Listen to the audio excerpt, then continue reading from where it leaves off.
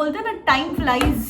देखते देखते आपके एग्जाम्स को खत्म होकर भी 1 महीना हो गया।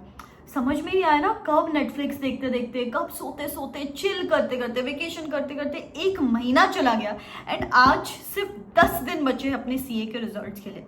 मैम 10 दिन नहीं, हमने तो सुना था कुछ 5 या 6 मार्च के आसपास रिजल्ट आने वाला है। येस, 5 या 6 मार्च के आसपास से रिजल्ट आएगा, लेकिन लास्ट के 2 दिन तो वो नर्व्स में ही चले जाएंगे। रिजल्ट आ रहा है, रिजल्ट आ रहा है, रिजल्ट आ रहा है। तो टेक्निकली आप 4 from 4th of March you are going to be in that phase only कि अभी रिजल्ट आ रहा है। तो टेक्निकली तो 10 दिन बचे हैं। तो बेटा अभी मैं जो बच्चों को पूछती हूँ, बेटा अभी क्या कर रहे हो, एग्जाम्स को खत्म होकर भी 1 महीना हो गया, चिल कर लिया, रिलैक्स कर लिया, अभी कर क्या रहे हो? मैम हम ना अच्छा रिजल्ट मैनिफेस्ट कर रहे हैं। अरे बेटा, मैनिफेस्ट कब करना चाहिए? जब आप पढ़ाई कर रहे हो, सो दैट मैनिफेस्टेशन एंड आपका हार्डवर्क कंबाइन हो जाए। अभी करके कुछ फायदा है क्या? Absolutely not. तो देखो, अभी बच्चे कुछ 10 दिन रिजल्ट के लिए। जो सीरियस है ना, जो लाइफ में सही में सीए बनना चाहते हैं, एग्जामिनेशन क्लियर करना चाहते हैं, मुझे ना अभी ध्यान से सुनना, नेक्स्ट 3-4 मिनट ही लेने वाली हूँ मैं आपके। देखो बेटा, आजकल साल में 3 एग्जाम्स होते हैं सीए के।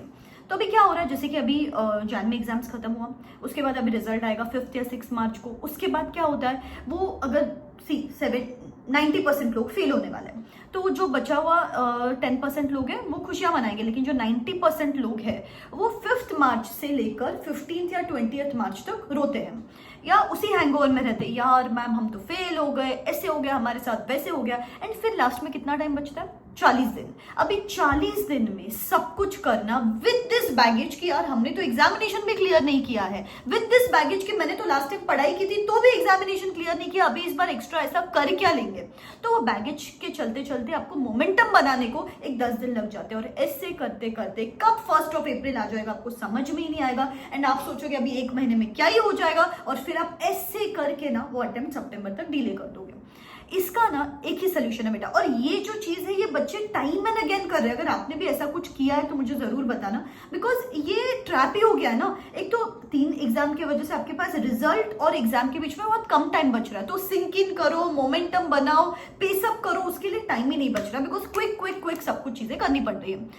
जो होशियार बच्चा है ना, अगर उसको पता है कि मैम मैं इस बार एग्जामिनेशन क्लियर नहीं करने वाला हूं, आई am sure that person had started study. चलो अभी तक आपने नहीं किया, मैम हमको भी चिल करने का टाइम चाहिए, हम क्या लाइफ टाइम सिर्फ एक अटेम्प्ट दे, फिर पढ़ाई करे, वापस अटेम्प्ट दे, वापस पढ़ाई करे। आई अंडरस्टैंड बेटा, इसलिए मैंने अभी तक बोला क्या, अभी तक कोई भी वीडियो डाला क्या बेटा चालू करो, नहीं। अभी मैं आज आपको इसीलिए बोल रही हूँ, अभी बचे हैं 10 दिन। This is a very crucial time जब रिजल्ट को बचे 10-12 दिन। अभी बेटा सपोज आपने सिंगल ग्रुप दिया था, अगर आपको लगता है कि आप पास होने वाले हो, वेल एंड गुड, दूसरा ग्रुप के क्लासेस शुरू कर दो, या दूसरा ग्रुप का एक ग्रुप या एक सब्जेक्ट शुरू कर दो पढ़ाई। लेकिन अगर आपने एक ग्रुप दिया है, लेट्स से अगर आपने सीए फाइनल का ग्रुप 1 दिया, और अगर आपको लगता है मैं नहीं क्लियर करने वाला हूं, तो आपको सोचना है अगर मैं नहीं क्लियर करने वाला हूं, it is because of which subject, कौन से सब्जेक्ट की वजह से मैं क्लियर नहीं करने वाला हूं। इट में भी एएफएम, एफआर, ऑडिट, उस सब्जेक्ट को उठाओ और नेक्स्ट 10 दिन में उस सब्जेक्ट को पढ़ना शुरू कर दो। ग्रुप 2 दिया है, डीटी, आईडीटी, आईबीएस, जो भी आपको लगता है वो सब्जेक्ट करो। Similarly for CA inter as well, फिर आप टैक्स शुरू करो ग्रुप 1 में, ग्रुप 2 में you can start with audit. जो भी आपको डिफिकल्ट सब्जेक्ट लगता है, नेक्स्ट 10-12 दिन में उस सब्जेक्ट को आपको खत्म करना है। वो बोलते हैं ना कि eliminate the difficult area first. Ma'am अभी तक हमने पढ़ाई स्टार्ट नहीं की, अभी हम सडनली एक सब्जेक्ट कैसे खत्म कर ले?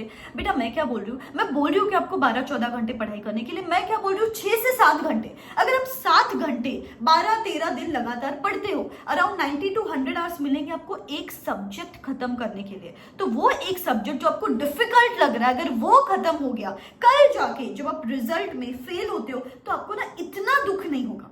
ट्रस्ट मी, आपकी जो इंटेंसिटी रहेगी ना वो फेलियर की, या फिर वो इनसिक्योरिटी या फिर कंपैरिजन, उसकी कम रहेगी, बिकॉज आपका माइंड प्रिपेयर्ड है बेटा।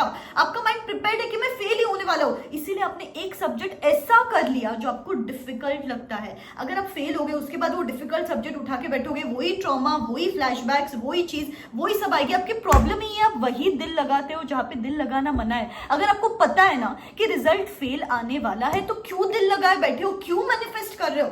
This is the time to take some serious changes, this is the time to bring in some serious efforts on the subject. अभी क्या, कोई बैगेज नहीं है, कोई फेलियर नहीं है, वो अटेम्प्ट टफ भी गया होगा तो अभी उसका भी ट्रॉमा नहीं है आपके पास। अभी आप रिलैक्स हो, फ्रेश हो, तो इस फ्रेश माइंडसेट के साथ ऐसा सब्जेक्ट करो जो आपको डिफिकल्ट लगता है। जब आप रिजल्ट के दिन वो फेल भी देखोगे ना, आपको लगेगा यार 2 इजी सब्जेक्ट ही बचे मेरे, 2 इजी सब्जेक्ट जो मुझे इजी लगते हैं सिर्फ वही पढ़ने, आराम से मोमेंटम बनाने को भी टाइम नहीं लगेगा। भले ही आप 2-3 दिन वो फेल देख के अगर आप टाइम वेस्ट भी हो जाता है, उसके बाद आपको पता रहेगा डिफिकल्ट सब्जेक्ट मेरा हो चुका है, बच्चे हुए 2 सब्जेक्ट कर लेता हूं। जब दूसरा बच्चा 20 मार्च के आसपास अपना फर्स्ट सब्जेक्ट उठाएगा, आपके 3 सब्जेक्ट खत्म हो जाएंगे बेटा, आप रिवीजन चालू कर दोगे, and that is what is going to separate you from the person who is going to fail in the upcoming attempt. लिख के ले लो, these are the 10 days, these are the 10 to 12 days which are going to shape your May 26 results.